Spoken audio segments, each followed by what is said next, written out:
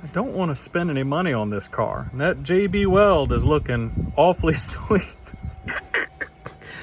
I think I'm going to do it. I think I'm going to JB WELD the outer ring of the crank pulley to the inner ring and send it.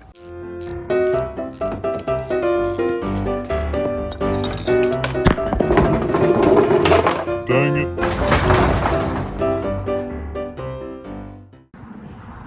Well, hello everyone. I hope y'all are having a fine day. Thank you and welcome for coming visit us at Murphy's Law Garage. I'm by myself today, but don't need much help. We're gonna try to get this Impala up and running. I've got a poll up on the Facebook page asking people what they'd like to see us do. Do they want us to just yank this thing in the pit and roll a Bronco over it right this second, or do we want to try to get it running and hoon it? And as of right now, there's a decent lead on getting it running. So I'm gonna try by myself to push this back closer to the shop so I don't have to keep walking out here by the house. So let's do that first.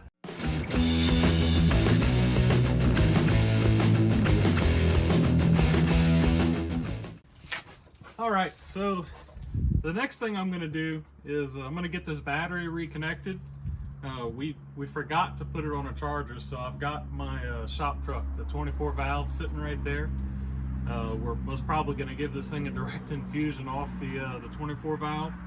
We're going to check all of the fluids, and the next time I'll bring you back up again off a time lapse.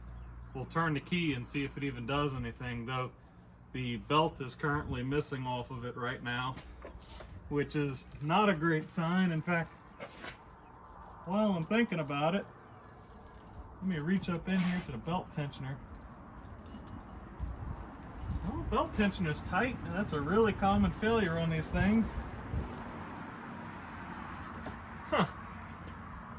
I don't know why the belt is off. Doesn't matter. So let me get this battery reconnected. I'm gonna bring y'all back. I'm gonna go ahead and throw this out there right now. I bet anything that this was part of their problem. One of the reasons why this vehicle is having so much trouble. Corrosion on battery cables, rot inside of battery cables, bad grounds. Anything old and American especially has a lot of trouble with grounds. It would not surprise me. Now I've already taken these classy Chevy junk here, the battery bolts, and I've cleaned them up and put a little bit of oil on them so they stop corroding. So let me get the corrosion knocked off of this, get it reconnected to the battery, and put the jumper cables on it.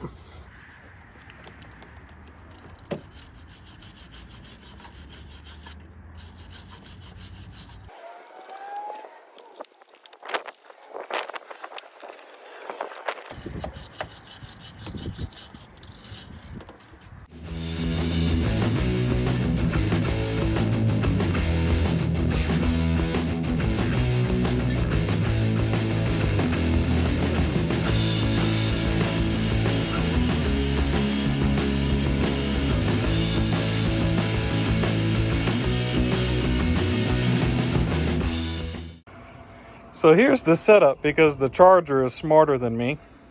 Got jumper cables from this battery going to my truck.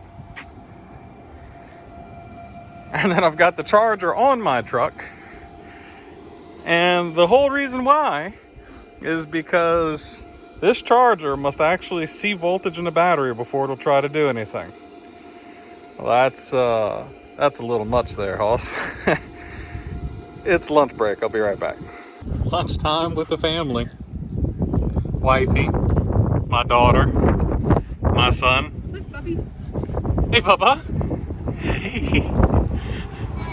Hey. Calliope's hiding over there. There she is. Yeah, stuffing her mouth with French fries. And they're picnicking out the back of the Pathfinder. You see a Ram Charger chilling right there. Well, anyways, time to get back to the Impala. All right, so to be fair, the only things I've seen wrong so far were these loose spark plug boots. Wow, that's sharp. and the corrosion on the battery connections, the battery cables. Now, the corrosion on the battery cables is a problem, especially since being a Chevy and using those silly bolts, the heads were stripped. So without having a really good pair of vice grips and really wrenching down on it, you are never going to get that tight enough with that corrosion to make a good battery connection.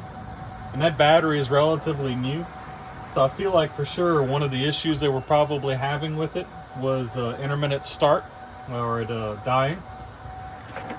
So I feel pretty good about that. I think next what we'll do is we'll take some of this junk out of our way. Sorry, you can hear the humming of the battery charger in the background, I'd bet. How much oil we've got in here. Seems like not too much.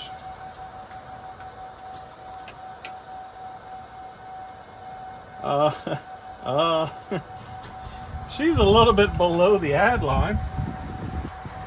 What about coolant?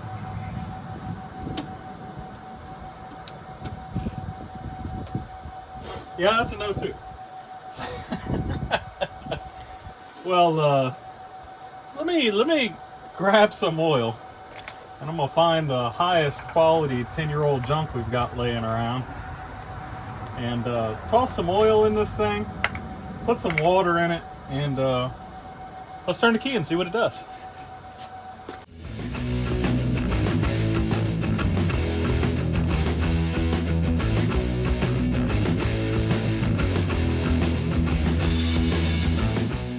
All right, so I've got the finest Shell Rotella 15W40 from an oil change that I had left over. Had a couple of quarts. It was very low on oil.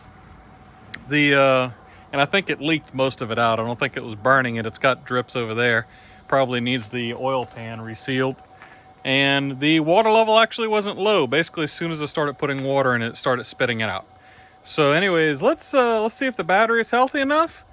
We'll stick the key in and turn it.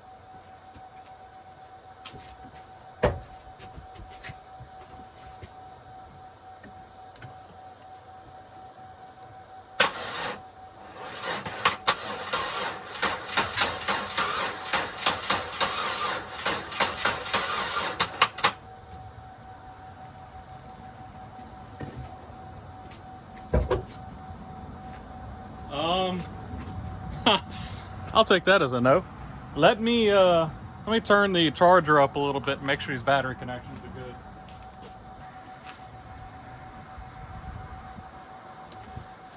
Just to be safe, let us also peel this open real quick.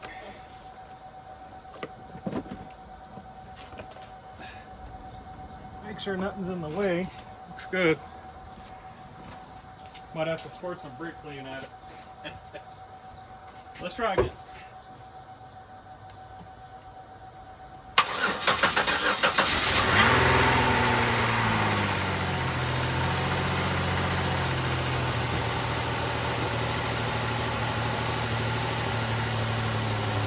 Who's your daddy?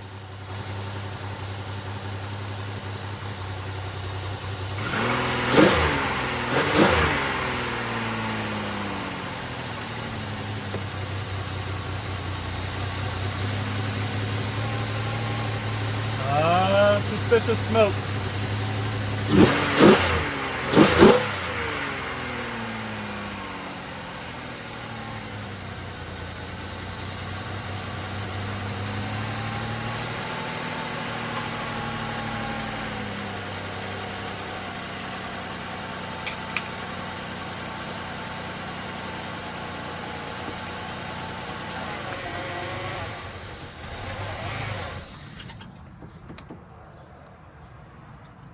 All right, so that was exciting. She fired right up. Didn't like to run. Some very interesting smoke. Where in the world is that smoke coming from? Looks like the exhaust manifold crossover is right on top of the motor. That's interesting. I've always seen them go under. Wow, okay. I don't quite know what to say. That was a little too easy. It did die. So certainly that would suggest a problem. Let's see if it'll start on its own battery now. I highly doubt it.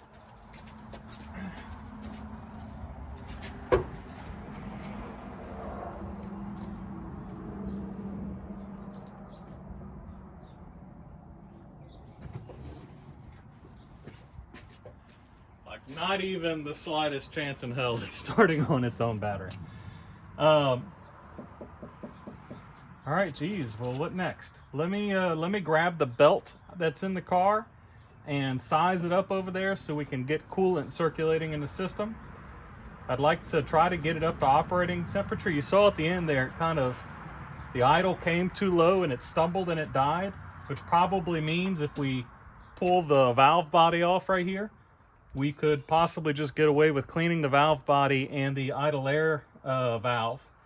And maybe that's it. Maybe that's all that was keeping it from running. It didn't miss. Actually ran real smooth and it was super responsive. So let me get at that real quick. So, interesting turn of events. I was staring at this. We've got a pair of belts in the car. One belt is obviously new. The other belt looks like this. Two of the ribs destroyed, and it's cracking. Now you think, oh, okay, so the belt's just ruined and they couldn't get it back on, and maybe that's why they stopped using it. But look what I found in the back seat of the car.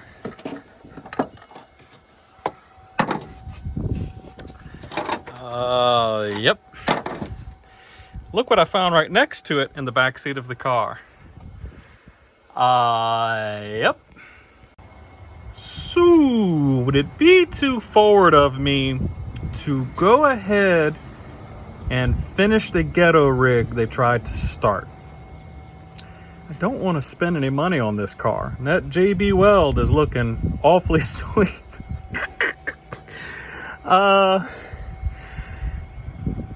I think I'm going to do it. I think I'm going to JB weld the outer ring of the crank pulley to the inner ring and send it. Because otherwise, we're just going to go with no water pump and alternator. Hold on a second.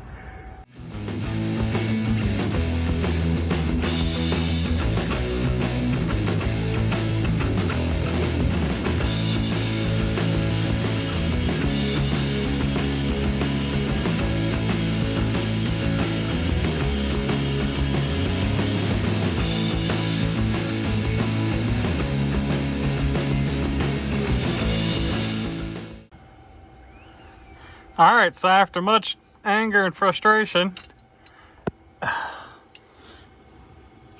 this is off. Now, let me tell you something. A pry bar and a hammer is not the proper tool to get this damn thing off. I mean, yeah, I know better, but, you know, pile of junk, didn't care.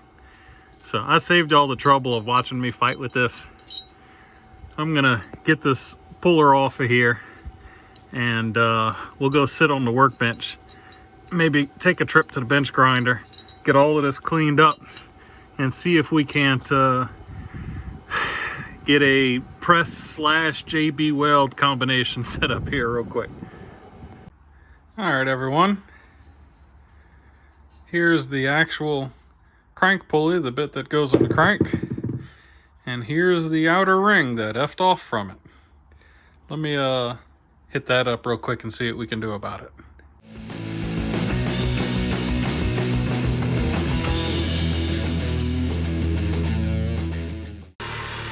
Alright everyone, that looks substantially better. Now let's try the outside of the crank pulley.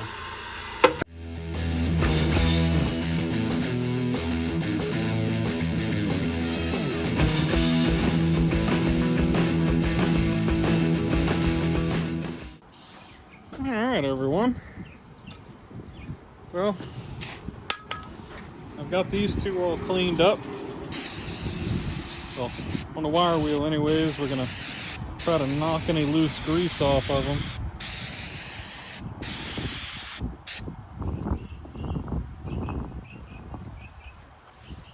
Want these surfaces to be nice and clean. Now these two pulleys fit into each other real tight. There's a plastic ring that goes between them. I'm fairly certain that even something as simple as a little bit of super glue or epoxy and pushing them together again, they'd probably never come apart. I'm a little bit concerned, and I believe that this is some sort of reluctor ring.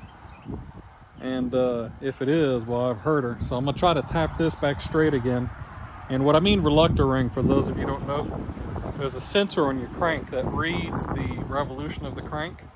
And I know in my luck that sensor probably faces out. And every time one of these little grates passes by, the magnet inside of the sensor, or the Hall effect sensor, can read that little variation in voltage through the magnet, and tells the computer that the crank has made a rotation. So that's nice and clean.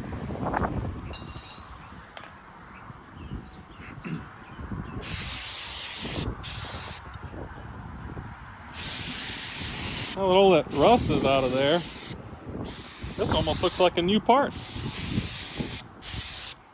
I'm gonna start a new business. Send me your garbage Chevy harmonic balancers and I'll fix them for you with JB Weld and a press. Apparently, even if they've been underwater.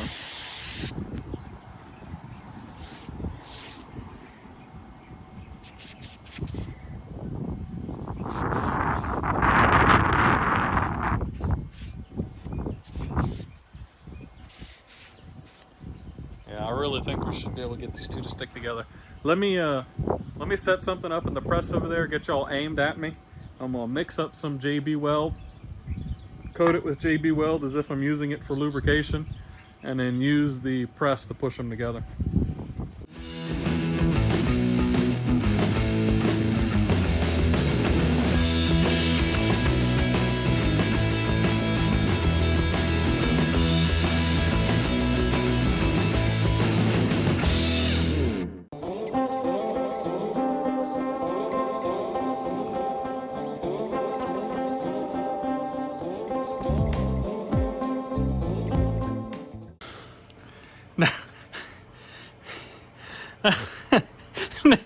It's so stupid.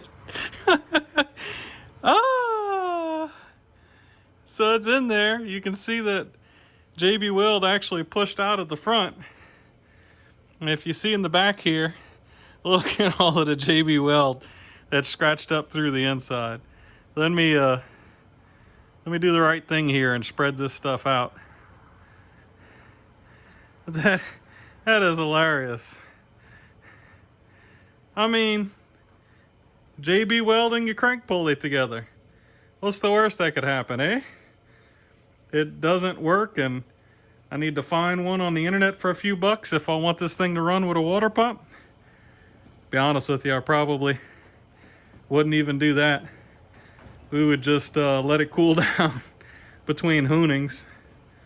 But yeah, I'm sure this is going to be very imbalanced, you know? I don't even know if this outer ring was supposed to align with something. I mean, YOLO, who cares? What I can tell you is that this sucker is very in there. And I feel like with very little set time, this JB Weld is going to do a fantastic job of holding this pile of crap together. How you like my JB Weld job? Now, like I said, this JB Weld was put on the piece before it was squished together, so it kind of squeezed out the sides. Look how it pushed the corner of the plastic ring up right here. I bet you there's not very much in the center anymore. Who cares? Hey, look, let's get a little JB Weld right here. It's a little dry. Anyways, I think this is gonna work great. Let's give this a minute to set up so it's easy to work with. I'm gonna fix this reluctor ring right here, and we'll go stick this back on the car. Nice.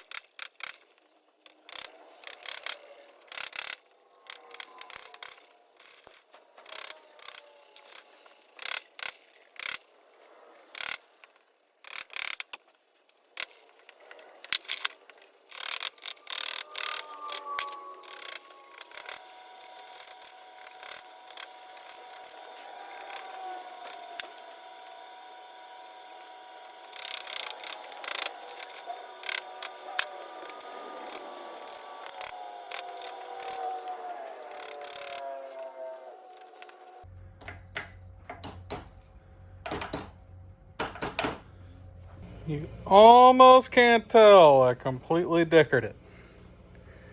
This is where the damage was, right here, through this area. I'll call that round enough. Sold. JB Weld is awfully hard right now. It's gonna need more cure time, but it's good enough for us to go bolt this on. So let me clean the inside of this bore a little bit. It's got some old silicone or something there. Let me clean that up, and we'll get this stuck back on the car. All right, y'all. Sorry if this ends up being a little shaky because I'm gonna shake the car, but I wanted y'all to be here. See, there's no tomfoolery. That's the crank pulley you just saw me clean up and JB Weld and press together. And I'm attempting to reach the manufacturer's spec of every inch of foot-pounds you can put on it before those bolts snap and it all goes flying into my eyes and kills me. So let's see.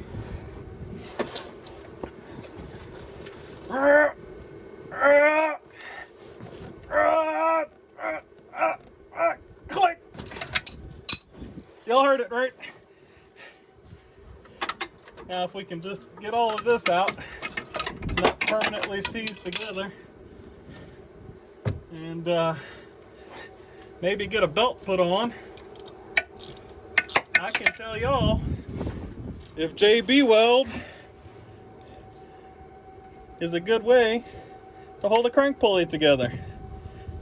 And it ought to be, considering it's got my name in the title, JB Weld and all. Everybody knows JB Weld's great. Let me get all this stuff out of here. Get that belt stuck in. I might even try to rub some of that rust off of those pulleys, the tensioners and stuff. And battery charge has been on this whole time, so maybe we'll see again if it'll fire up on its own battery. And see how it holds together. Hold on a minute, guys.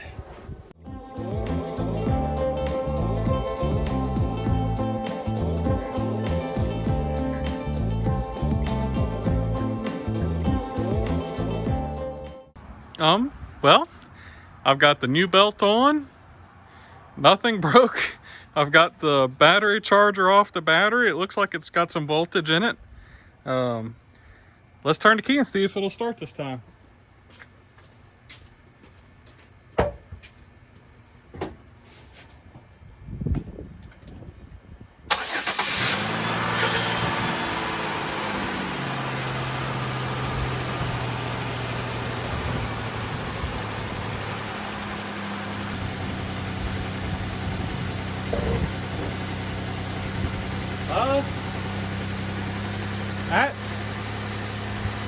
That works. I JB welded the crank pulley together and it worked. That's so fucking hilarious. It runs so good.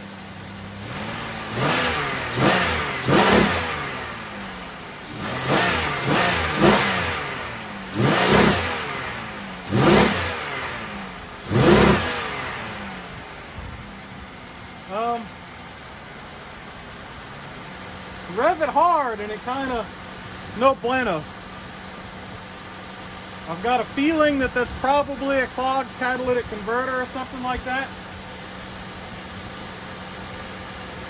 It's obviously gotten some oil in the manifolds. I don't feel a miss out of the motor.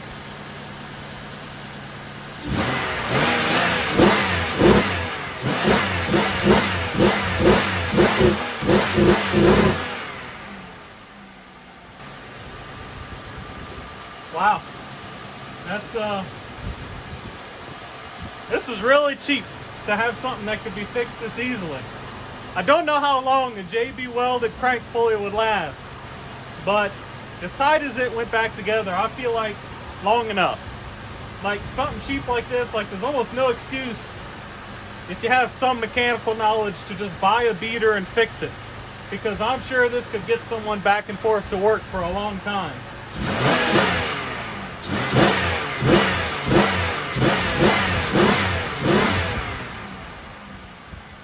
Unfortunately, it's got a date with the diesel Bronco.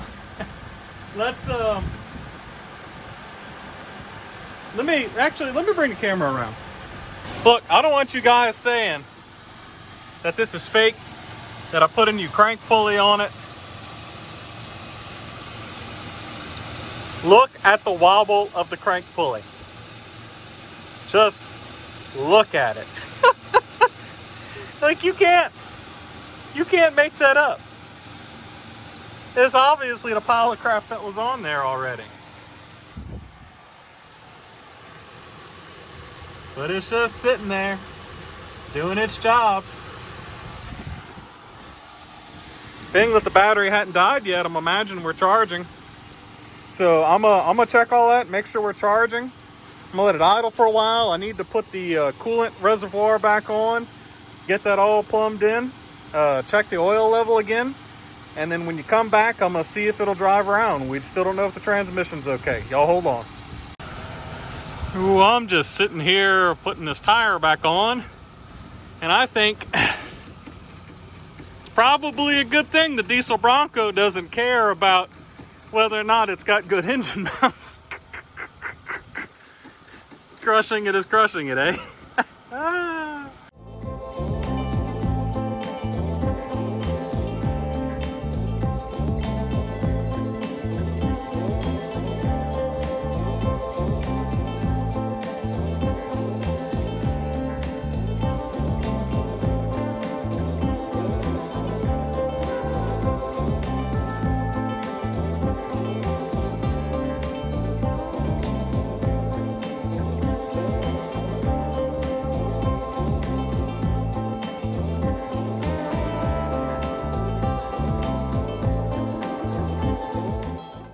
Well, everyone, I had it sitting for a solid 30-40 minutes and it didn't overheat, so I figured we'd shut it off for a while. It's been cooling for about 10 minutes and let's see how well it starts up. What more do you want? Now we need to know if it'll go into, how warm is it going to get? So it's been sitting for a while, just below middle. Let's see if it'll move. We're going backwards. Neutral. Drive. Oh, we're going forward. This has to happen. Okay, that's classy. Will the window roll down? This is even classier. Oh, will that one go down?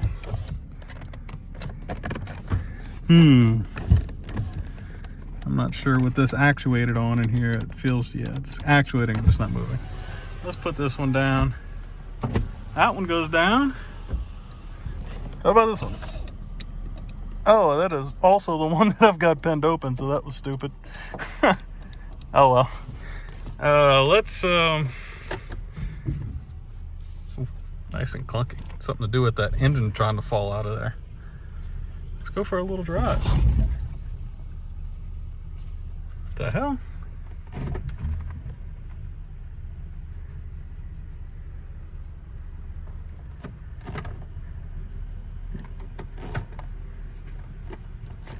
Reverse again.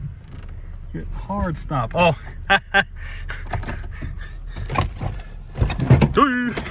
I wonder why. Ugh. Gotta figure out how to get the seat to go further back.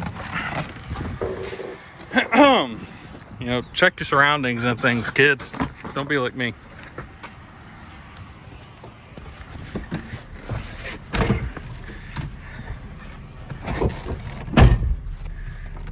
Let's try this again.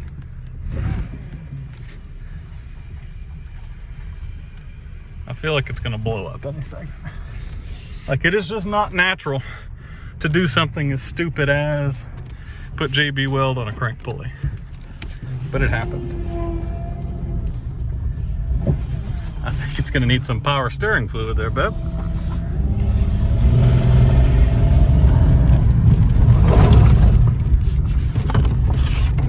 Well, I mean, it works.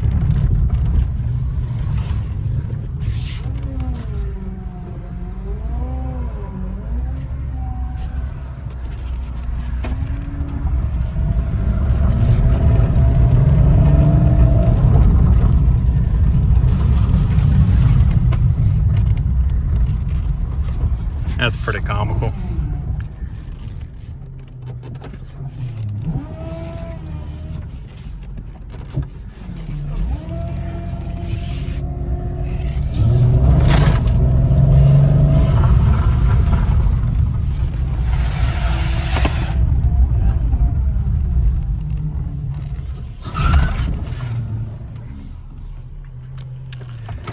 Well,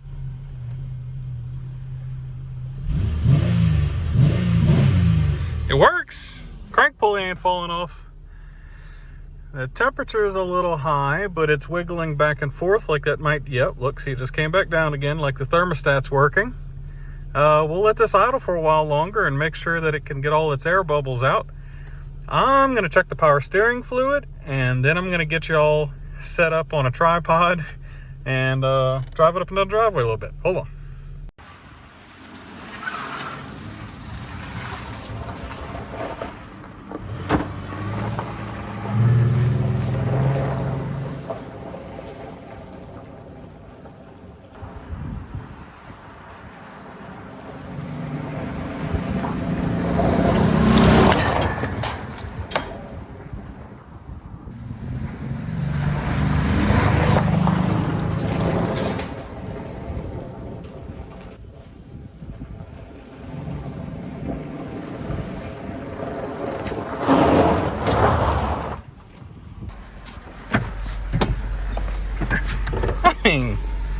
I have air conditioning. What more could you possibly want?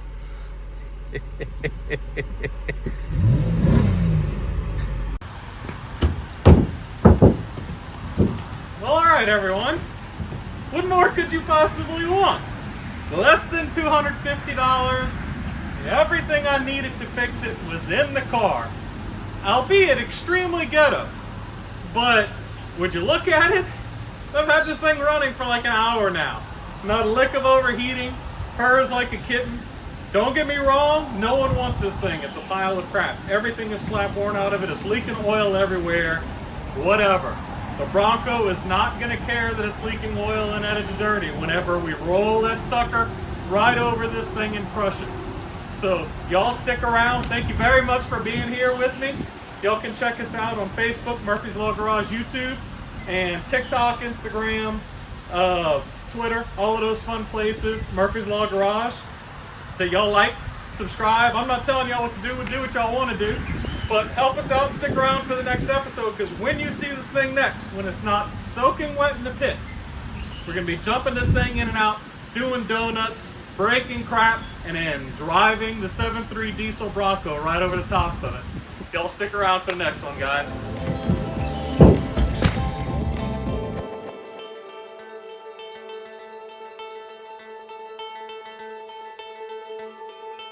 Look, I'm not saying I condone this. Well, I do condone this. But when your pile of crap is holding water and you haven't at all checked to see if there's a fuel line below you, you just take a good sharp drill bit, stick a hole in it, and before you know, the water will be out of here. That looks pretty dry. At least where the green mold and the black mold and everything is covering it up. Good to go. Good as new. Check that out.